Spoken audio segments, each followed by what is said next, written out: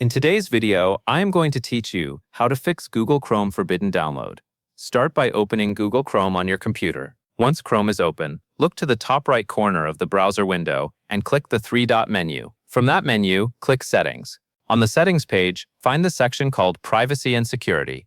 Click into Privacy and Security to continue. Next, select Clear Browsing Data. When this window appears, you will see several options that control what Chrome will remove. For this fix, make sure cookies and other site data is checked. You should also check cached images and files.